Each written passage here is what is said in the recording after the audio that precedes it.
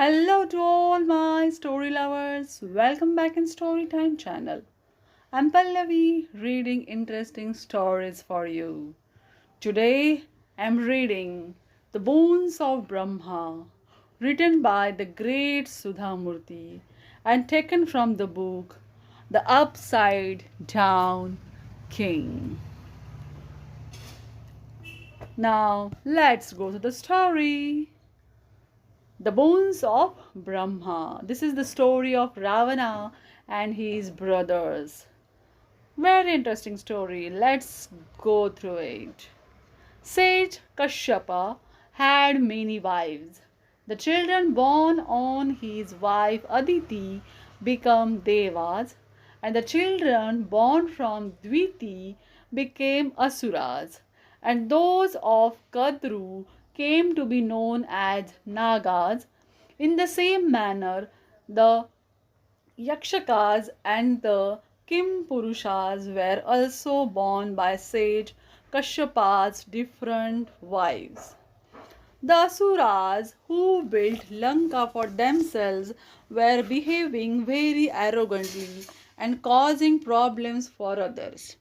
Vishnu went to Lanka and punished them, so they ran away to Patala Loka. Over the generations in the Asura lineage, Malyavan, Sumali, and Mali were born. The three brothers had many children. Sumali's daughter Kaikesi was extraordinarily beautiful and intelligent. One day, when Sumali saw the famed sage Vishrava, Kubera's father, he decided to marry his daughter to this sage. Through scheming and planning, Sumali became a successful in his mission, and Vishrava was married to Kaikesi. Together they had three sons named Ravana, Kumbhakarna, and Bibhishana, and a daughter named Shurpanakha. Ravana's grandfather Pulastya could predict the future. He told Kaikesi, "Your first two sons will bring a bad name to your lineage, but the last one will be remembered forever as a good man."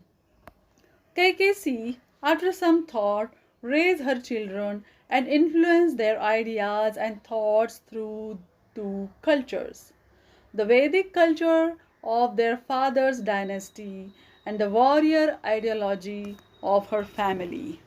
Ravana, Kaikesi's eldest son, was a handsome prince who possessed the qualities of sages as well as of asuras. He was also known as Dashagriva, Dashanana, and Dashamukha, the man with 10 heads. It wasn't that Ravana really had 10 heads. He had tenfold knowledge. Through his knowledge and learning, Ravana was aware of what was happening at all times in six directions: north, south, east, west, up in the sky, and down below the earth. He possessed deep knowledge and insight into the four Vedas. However, as an Asura, Ravana had a weakness for women, a vice he had not read and which eventually led to his downfall. Kumbhakarna, the second son, was born with predominantly Asura traits, but he was good at heart and obedient to his brother Ravana and followed his orders without question. His strength worried Indra, who was afraid that if Ravana focused his attention on defeating the gods and took Kumbhakarna's assistance, it would become difficult for the gods to survive the war. However, Bibhishana, the youngest prince, was from the beginning inclined towards piety and peace and did not exhibit any demonic trait. One day, Kubera came to see his father, Vishrava, and meet his half brother and sister. The sight of his Pushpaka Vimana made Kaikesi very jealous. She said to her three sons, "When you grow up, you must be more successful than your half brother Kubera. Just look at him. He is ruling our kingdom. The Asuras should have been the true rulers.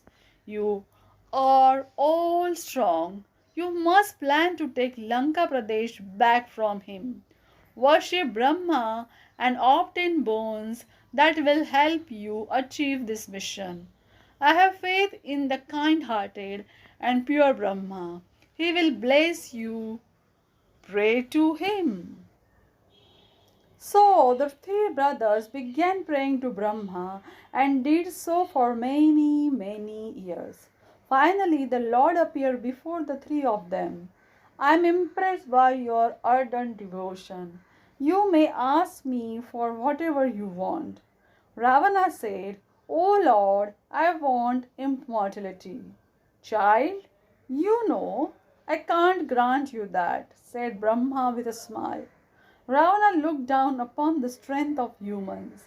They were easily crushed like ants in front of an elephant. So he said, "In that case, please bless me that I do not die at the hands of any god." "So may it be," replied Brahma. Ravana had no inkling that Lord Vishnu would take an avatar in human form of Rama and be the harbinger of his death. "In addition, I give you two more boons. In case you lose one head in a war, you will get another in its place. Also, you can take the form of whatever you desire." Ravana thanked the Lord with joined hands. Now Brahma turned towards the mighty Kumbhakarna. When Kumbhakarna had begun praying to Brahma, Indra had requested Saraswati, "O goddesses, you can influence the speech of any individual. When Brahma makes his appearance in front of Kumbhakarna, I am afraid that he may ask for my throne or something that will end in my loss of control over the heavens. I request you to kindly guide his words appropriately at the right time." Brahma asked Kumbhakarna, "What do you desire?" Kumbhakarna wanted to ask for Indrasana, the throne of Indra, the king of the gods. However, Saraswati used her powers to twist his tongue, and instead of saying Indrasana, Kumbhakarna said, "I want Nidrasana, that is sleep." "So it may be." Bless Brahma, Kumbhakarna instantly fell to the ground and went to sleep. Finally, it was Bibhishana's turn. When Brahma asked what he sought, Bibhishana said, "Please bless me to always be steady and never stray from the path of Dharma, irrespective of the circumstances I might find myself in." Brahma was very pleased. "Now, that is a very unusual request for a boon. You will forever be known as Dharmishta and remembered for your righteousness in the world." The three brothers came back and informed their mother Kaikesi about their respective boons. In time, Ravana learned how Indra had tricked Kumbhakarna to save his throne. Furious, he marched towards Indra's kingdom, defeated Indra, and imprisoned him. Ravana then approached Brahma to reverse the boon. "I can't reverse a boon already granted," said Brahma. "However, I can modify it. From now on, Kumbhakarna will sleep for half the year and stay awake for the other half." Satisfied that there was at least some relief for his brother, Ravana thanked Brahma and returned home. Knowing that he was now invincible, Ravana prepared to invade Lanka as per his mother's wishes. Ravana sent word to Kumbera, Lanka belongs to the Asuras and you are an outsider. Vacate the city of your own volition. If you do not, I will have to wage war against you and take what is rightfully mine. Kubera replied, I occupied Lanka when it was empty and without hurting anyone. If you really think that the city is yours, then take it. I will live in peace. Kubera then went to his father, said Vishurava, with the news. Ravana can be cruel, especially to his enemies. The sage mused. He has been blessed by Brahma with three boons that have made him very powerful. I suggest you go north and build your kingdom there and continue to rule it wisely, as you have all these years. The Yakshas and the Kimpurushas will be your subjects. Be assured that Ravana will meet his fate in due time.